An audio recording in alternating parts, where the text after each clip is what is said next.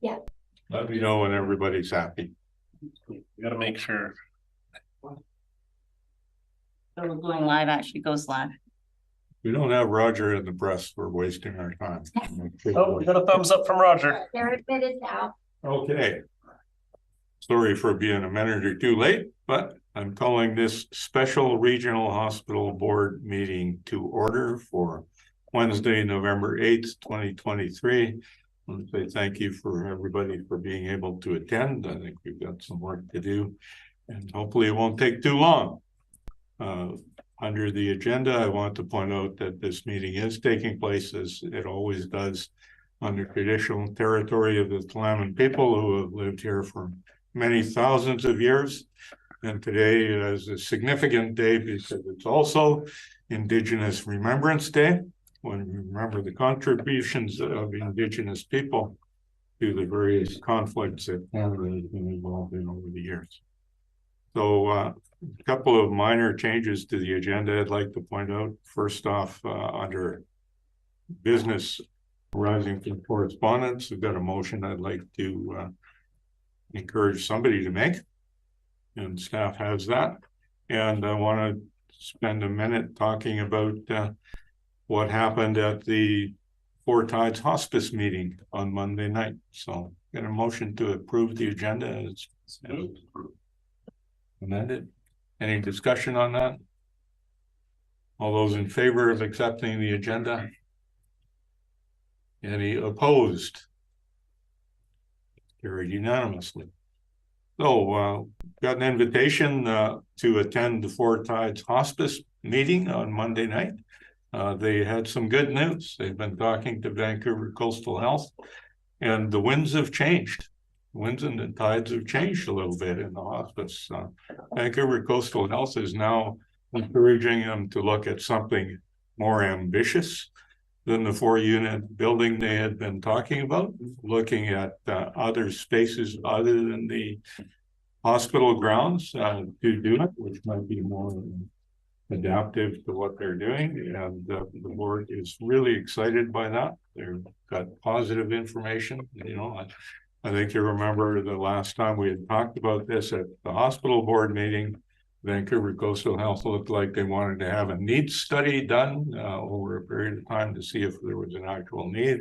That apparently is not a problem anymore, and they're working towards a positive outcome and an improved situation for the Four Tides Hospice. So that's good news, and I wanted to share that with everybody. So we'll go on to the correspondence. We've got correspondence 4.1, and I'm going to ask staff to share the motion that I would like someone to make.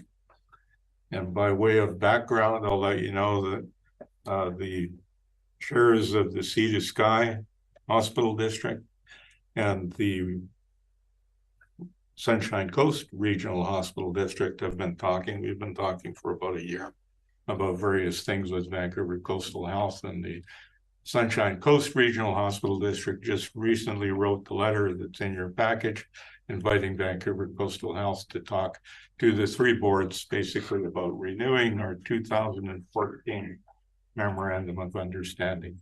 We've been meeting with just the chairs, and Friday we had a meeting with the chairs and vice chairs. Director McCormick attended as the vice chair because she's currently the vice chair of the Regional Hospital District.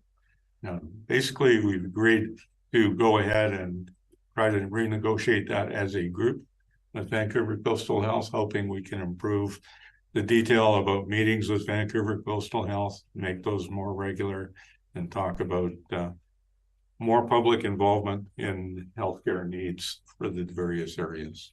So you can see the motions up there. Would anybody have a seconder? Director Gisborne moved and seconded by Director Brander. Any discussion on that? Director Brander. Thanks, Chair. Just a quick question about the position of vice chair. Does that rotate just like the vice chair for the board? I'm going to ask the elected officer because I know she's become real familiar with that process. Thank you.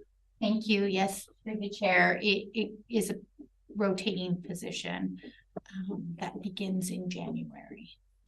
And then it rotates every, Yeah, so it's divided evenly amongst the 7 other members other than the chair.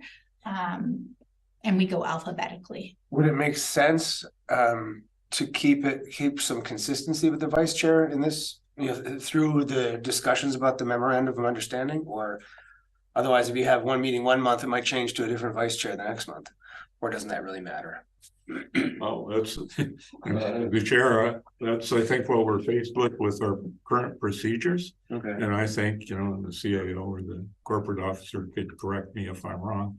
But I think and we'd have to make a modification to the procedure bylaw if we're gonna make it one chair consistently. And you know, the CIO, am I right on that? Through the chair, I believe you are correct, because we abide by the procedure bylaw in both RHT as well as QRD. Okay, thanks. Just Director Gisborne. Thank you.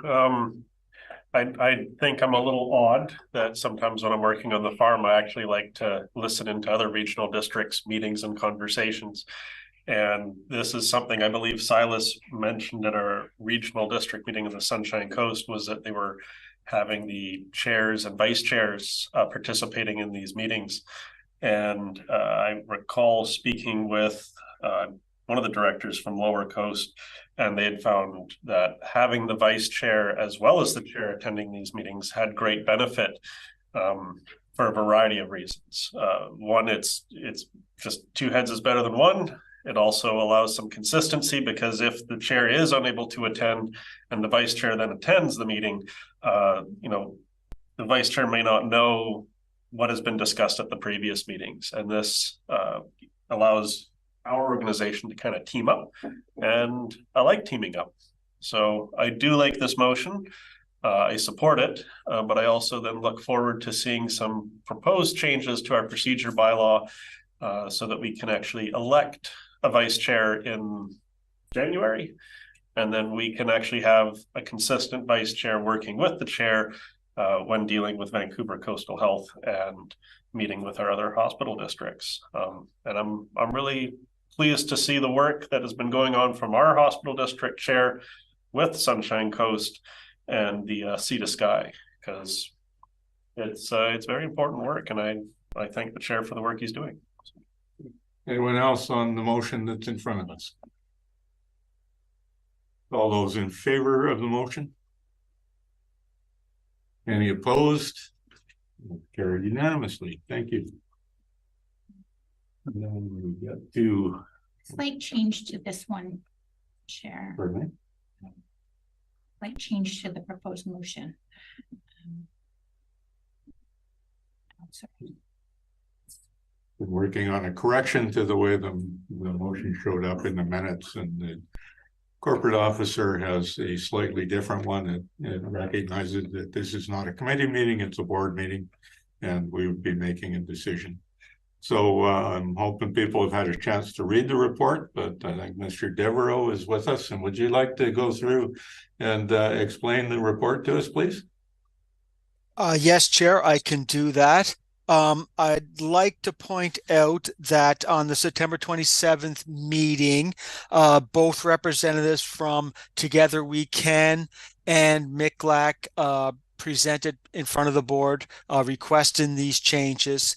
And the main reason is that they're money. So they've been told that they will get a $600,000 grant from the Ronald S. Rodberg Foundation. But they didn't like the fact that they could lose the building. So the idea of it all, of course, is that the building could be pulled under them. Staff did contact our lawyers about this, and the lawyers didn't have a problem really with removing that clause.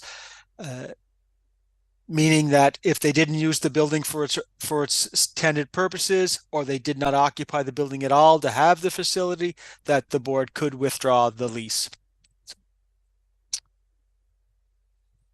Thanks, Chair. And your recommendation is that can be done without affecting the board's right to its property. Yes, Chair, and it does expire in 2040. So in roughly the 16 years from now, if the board changes their mind on the use of that property and seems to be a higher calling for it, they could make that change quite readily at that time.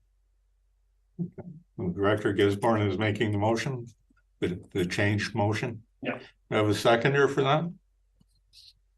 Director Elliott seconds it. I'd like to make a comment first. I've talked to some representatives of the McLat Recovery House. They're pretty excited about the partnership and the potential funding. It would result in a 12-bed extended treatment center that the city really seriously needs. They've been talking to Vancouver Coastal Health about transitions from detox beds into longer term recovery, etc. And they even talked, when we're talking about the future, talked about the possibility of something that's very much needed as a treatment center for women in this region. So it's something that doesn't exist and they'd like to expand once they get going. And if the board approves this, then they will be able to, log in that funding and move forward. And what we've always wanted to see in the last few years is the actual treatment center happening on our piece of property. Anyone else have any comments or questions? Director Fall. Thank you, Chair. I just wanted to mention I support this motion entirely. I think it'll be really positive, especially if it helps foster some change. I think removing this clause 29 makes sense. It is definitely seems a bit heavy-handed on the side of the landlord, termination without cause. And I'm quite pleased to hear the comments by Mr. Devereaux that what I hear is that, if there is cause then, that there can be termination if there's a cause, but really it's just saying we can't terminate without cause, which that clause doesn't give a lot of certainty to any tenant. So I think removing it makes sense and leaves us protected from possible problems if they arose, and hopefully they won't, presumably they won't, but it gives the tenants certainty that moving forward to actually do the investments that are needed to get better use. Thank you. Anyone else? We'll vote on Councillor Elliott.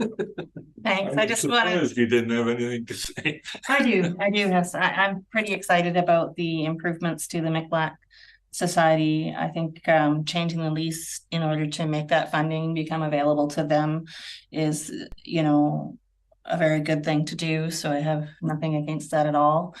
Shout out to the folks from McLat who contacted me ahead of this meeting to tell me how important it was and update me and give me all the information I received. I really appreciated that. And so I'm in favor of the motion. Don't see any other hands up. So all those in favor of the motion? Any opposed? Very unanimous. Thank you. Well, I just want to say, as we're wrapping up the agenda here, thanks to staff. It's not easy to put together a special board meeting and get everything organized. And I want to thank all the staff that have worked on getting it done, and Mr. Devereaux for doing all the work on the lease. So thank you to staff. And that brings us to question period. Is there anyone who has any questions? Okay, Mr. Galinsky, if you're on the line.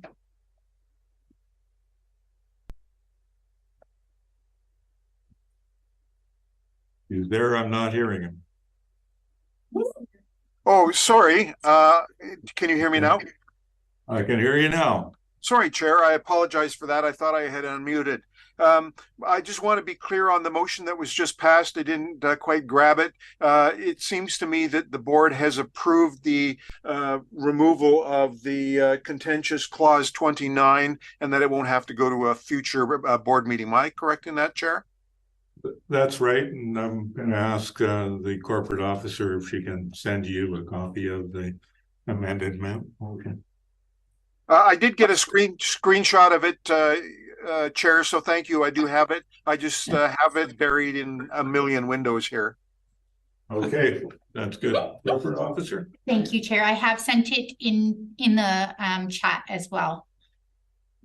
I thank the corporate officer for that. That was my question, Chair. Hey, anyone else? Any questions? There's no questions that I can hear, so I think it's appropriate to say we are adjourned, having done all the business that was on the list. Thank you, everybody.